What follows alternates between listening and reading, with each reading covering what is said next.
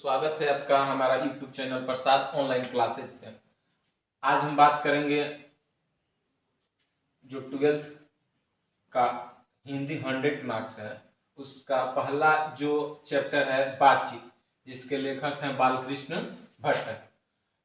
आइए जानते हैं बालकृष्ण भट्ट के बारे में। तो इनका जन्म हुआ 23 जून 1844 ईस्वी में और निधन 20 जुलाई 1914 ईस्वी में हुआ। इनका जो निवास है इलाहाबाद प्रयागराज उत्तर प्रदेश में।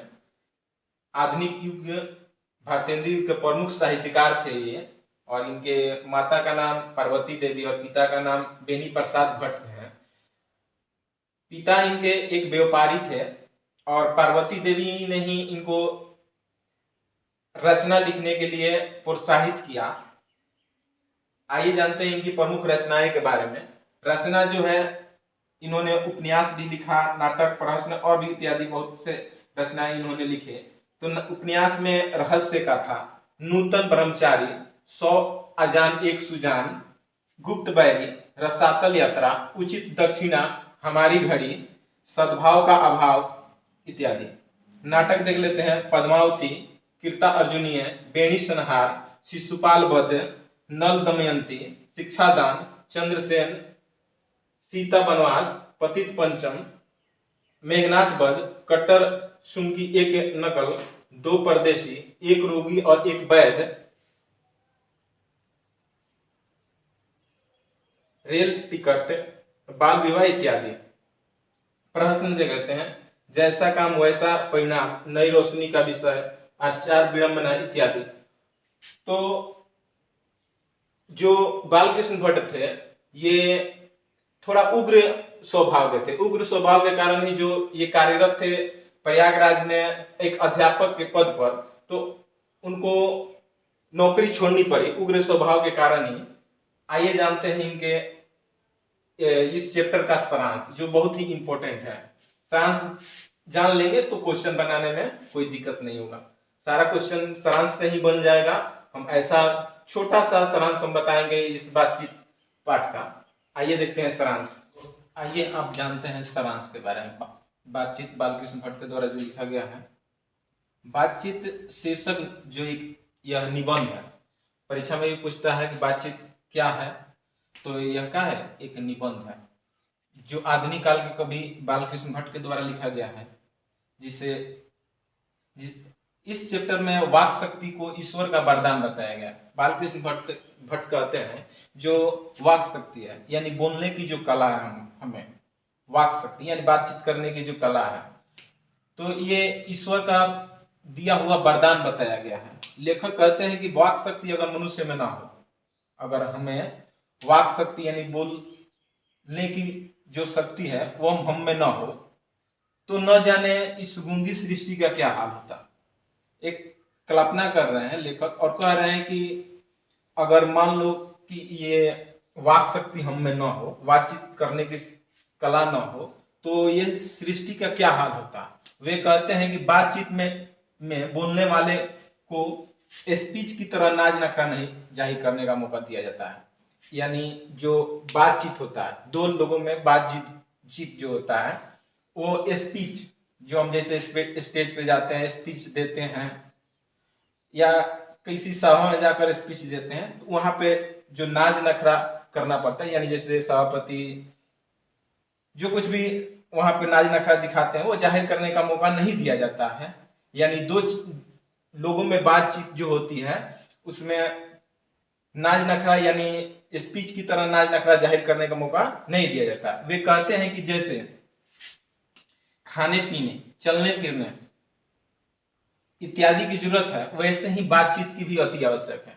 जैसे हम लोग खाना खाते हैं, चलते हैं, फिरते हैं, घूमते हैं, वैसे ही बातचीत को भी अति आवश्यक माना गया है। इसमें चित्त, इससे क्या होता है, बातचीत हम जो करते हैं इससे चित्त क्या होता है, हल्का हो जाता है और स्वच्छ हो जाता है। चित्त हल्का और स्वच्छ हो जाता है, और जो मन में मवाद, हृदय में मवाद जो जमा रहता है, वह क्या होता है, भाप बनकर उड़ जाता है। बेन जॉनसन, इसमें एक जो बेन जॉनसन है, एक लेखक है, वे कहते हैं कि बोलने से ही मनुष्य के रूप का साक्षात्कार होता है। बेन जॉनसन कहते हैं बोलचाल से ही मनुष्य के जो मन में जो रूप का होता है, साक्षात्कार होता है। जैसे हम चुपचाप रहे, चाहे न बोले, किसी से न बोले, तो हमारे मन में हृदय में जो हमारे जो गुण है, अवगुण है, वो साक्षात्कार नहीं होगा। बोलचाल से ही क्या होता है, मनुष्य का साक्षात्कार होता है।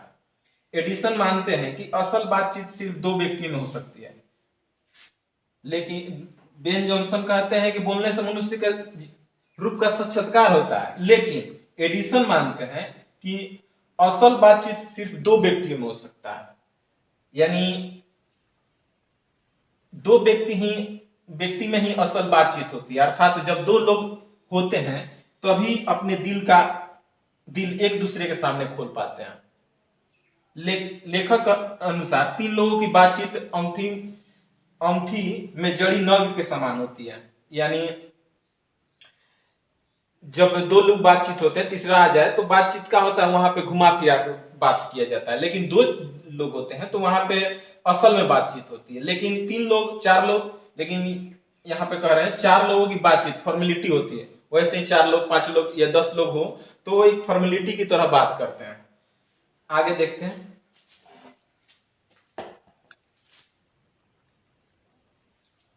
लेखक कहते हैं कि यूरोप के लोगों में बातचीत का हुनर है। यूरोप के लोगों में जो बातचीत का हुनर है उससे आर्ट ऑफ कन्वर्सेशन कहते हैं। यानी ये क्वेश्चन भी है कि कन्वर्सेशन किसे कहते हैं, इस चैप्टर में है। तो जो यूरोप के लोग होते हैं उसमें जो बातचीत करने का हुनर होता है उसे ही क्या कहते हैं, आर्ट ऑफ कन्वर्सेशन कहते हैं। इनके प्रसंग को सुनकर, जो वो प्रसंग कहते हैं, उनके प्रसंग को सुनकर कान को अत्यंत सुख मिलता है। इसे सुहृदय गोष्ठी भी कहते हैं। सुहृदय गोष्ठी भी कहते हैं। अंततः बालकृष्ण भट्ट कहते हैं कि हमें अपने अंदर ऐसी शक्ति पैदा करनी चाहिए जिससे हम अपने आप क्या कर लें, बातचीत कर लें। और बातचीत का यही उत्तम तरीका है। तो इसमें एक क्वेश्चन भी है, जैसे बातचीत का उत्तम तरीका क्या है। तो बालकृष्ण भट्ट कहते हैं कि अपने अंदर ऐसी शक्ति पैदा करनी चाहिए जिससे हम अपने आप बातचीत कर लें। इसे ही क्या कहते हैं, बातचीत का उत्तम तरीका कहते हैं। तो ये भी क्वेश्चन है, यहाँ भी एक क्वेश्चन है। फिर यहाँ पे एक क्वेश्चन है कि बेन जॉनसन और एडिसन का क्या मत है। बेन जॉनसन कहते हैं कि बेन जॉनसन कहते हैं कि बोलने से क्या होता है, मनुष्य का साक्षात्कार होता है। लेकिन एडिसन कहते हैं असल बातचीत सिर्फ दो व्यक्ति में हो सकती है। तो ये अगर हम इस सारांश को अच्छी तरह याद कर लें, अगर अच्छी तरह पढ़ लें, तो हम इस चैप्टर में जितने भी क्वेश्चन हैं सारे सॉल्व हो जाएंगे इसी सारांश से। क्योंकि हमने पूरे बुक से क्या किया, सारांश को जो प्रमुख बात है उसको हम छांट कर इकट्ठा करके लिखे हैं। Thank you. अगले चैप्टर के साथ फिर मिलेंगे। धन्यवाद।